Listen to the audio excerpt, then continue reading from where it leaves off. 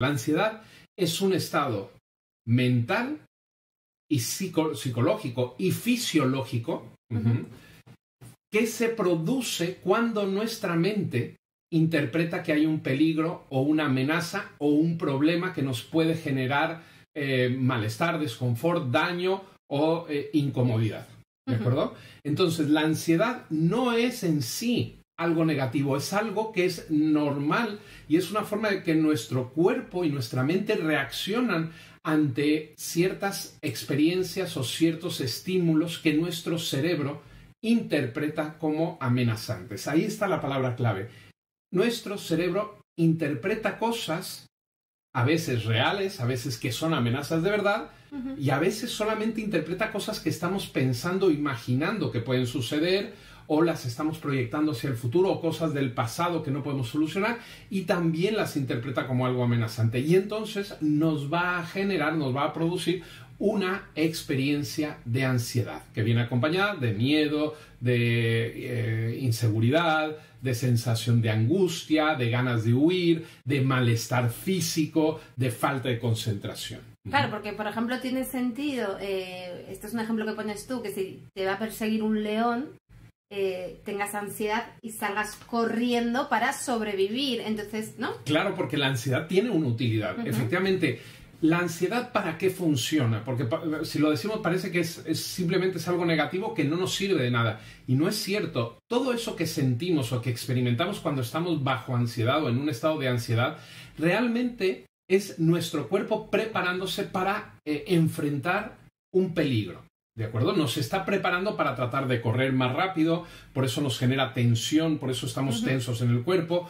El corazón empieza a latir más rápido para tener circulación de sangre y de oxígeno para que alimente los músculos y podamos reaccionar. Nuestra atención obviamente se centra solamente en ese peligro para que podamos encontrar el camino, la solución más directa para ponernos a salvo. Sudamos, por ejemplo, la sudoración, hay mucha gente que suda en las manos o suda porque realmente nuestro cuerpo ya está empezando a tratar de bajar la temperatura corporal porque está suponiendo que vamos a tener que correr o luchar contra alguna situación amenazante y entonces en ese momento todos esos síntomas, claro, tendrían sentido efectivamente si nos estuviera persiguiendo un león en la selva o un oso en el campo. Y entonces en ese momento esos síntomas de ansiedad realmente nos serían útiles para tratar de huir y de ponernos a salvo de ese peligro inminente que sí nos va a hacer daño. Claro, entonces ahí sí tiene sentido, que tengas ansiedad porque tienes que huir. El problema es cuando eso, digamos, no es real, es de tu imaginación. Sí, o es una posibilidad, ¿no? ¿Cuántos de nosotros nos ponemos ansiosos cuando sabemos que vamos a tener que hablar en público, claro, o tenemos una entrevista de trabajo, o vamos a salir con alguien, ¿no? Vamos a tener una cita y nos va a dar ansiedad, nos genera esa sensación rara porque hay incertidumbre, no sabemos muchas veces qué pueda pasar, nos da miedo que digamos algo malo o que no podamos contestar una pregunta o que nos va a llamar en el examen o que nos vayan a echar del trabajo y entonces eso es suficiente, el simplemente hecho de proyectar nuestros miedos hacia el futuro o anticiparnos a esas situaciones negativas es suficiente para que nuestra mente lo interprete como una amenaza real.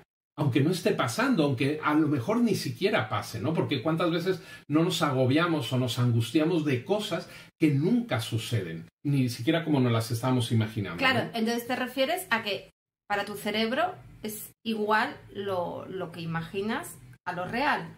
Claro, efectivamente, sobre todo para tu parte inconsciente, tu parte irracional de tu mente, lo que tú imaginas es igual de válido, igual de potente, igual de importante que lo que estamos percibiendo a través de nuestros sentidos o estamos escuchando o sintiendo o viviendo en ese momento. De hecho, por eso, cuando tenemos sueños, podemos tener pesadillas que pueden ser muy angustiantes y nos podemos levantar agitados y con el corazón a mil y realmente asustados, o a veces puede ser un sueño maravilloso en el que estamos felices, ¿no? Sentimos emociones porque en ese momento nuestra mente está viviendo esa experiencia que estamos imaginando como muy real.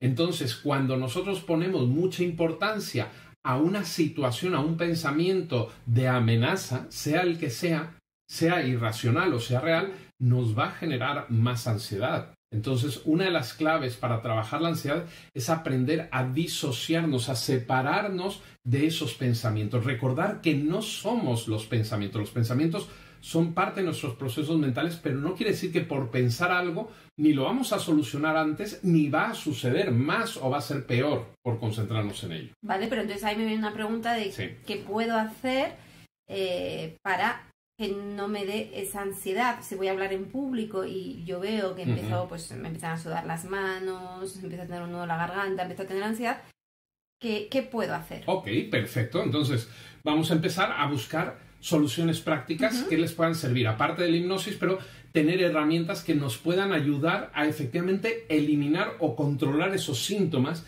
que nos bloquean. Identificar, quiero decir, conscientemente identificar que me está viniendo, a lo mejor estoy teniendo ansiedad o estoy teniendo inclusive un ataque de pánico. A ver, la ansiedad la vas a notar porque te vas a sentir incómoda. Lo que pasa es que a veces no es tan fácil identificar qué está produciendo la ansiedad. Pero vamos al ejemplo que tú dices, que es muy bueno y que seguro que les ha pasado a mucha gente.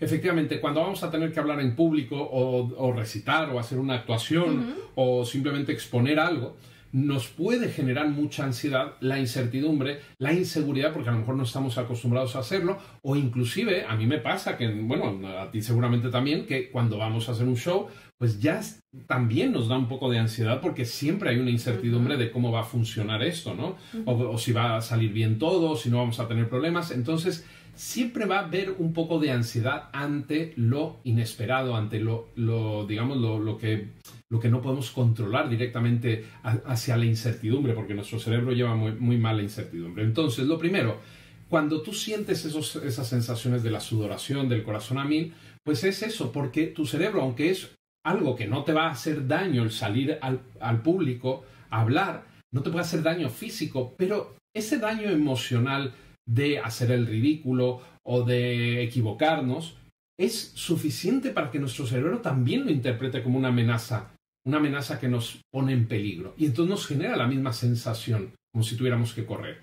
Entonces, en ese momento, en lugar de tratar de ignorarlo, por ejemplo, o de luchar contra ello, o de tratar de... Porque ahí lo que vas a sentir seguramente, ¿no? Muchas veces, es tratar de huir, a lo mejor evitar el tener que hablar en público. Y hay gente que inclusive lo somatiza, se enferma para no, por ejemplo, le empieza a doler el estómago para no hablar. Es la parte del inconsciente que trata de protegernos de alguna manera de esa situación. Entonces, muchas veces lo que hay que es asumir y también ponerle un poquito de atención a esas sensaciones y aceptar que una parte de nuestro cerebro se siente amenazada por esa actividad o por esa situación que no entendemos o no podemos controlar directamente, o que hay incertidumbre, o que es algo que nos sentimos un poco inseguros porque no lo solemos hacer con mucha frecuencia. ¿De acuerdo? Entonces, aceptar que hay una parte de nuestra mente que nos está tratando de proteger, pero el salir huyendo de esa situación o no hacerla, pues no es una opción, ¿no? Porque